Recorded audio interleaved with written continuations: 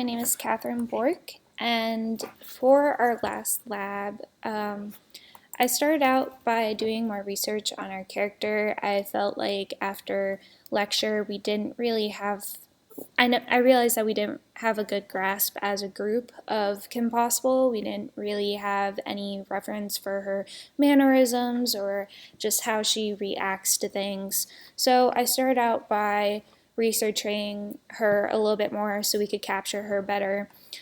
Some of the things I noticed is that she typically has a very serious face. When she's concerned about something, she typically puts her hand to her head. When she's thinking, she typically puts her hand to her chin. She also, a lot of the times, will lead with her chest or sort of her head. As you can see here, she's like sort of diagonal from her hips. She tends to do that a lot when she's walking. Her main stance has sort of like one leg out, one leg bent, and two fists ready to fight. That's her typical fighting stance. She also does a lot of power poses. When she's standing still, she doesn't really, she's not in a regular contrapposto relaxed pose. She's almost always in a power pose with her hands to her hips or a fist in the air. And that helps for the scenes where she's standing still. She also typically pulls her hair back or blows it out of her face in some sort of way.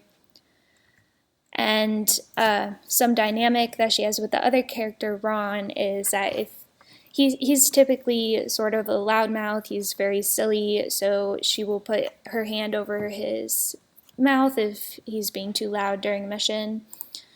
She also grabs him by the shoulder, which is useful information for when she is trying to get him out after she unties him.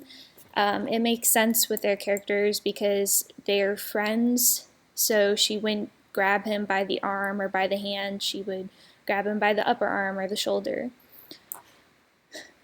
As for my Maya scene, I didn't change a whole lot. I went and put her lower to the ground. I got rid of putting her hand closer to her mouth and also switched the hand that she has a device in.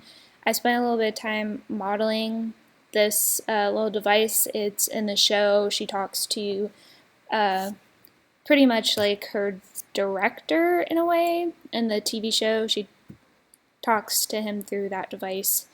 So I thought it would make more sense for her character to have that than some sort of wristwatch.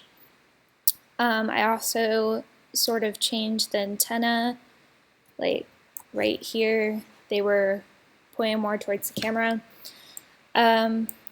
Overall, I'm not really happy where this is right now, so I'm going to be taking some new reference, either recording myself or trying to find some online reference of just sneaky scenes, and probably just scrap this animation and redo it, which I feel like there's no shame in that.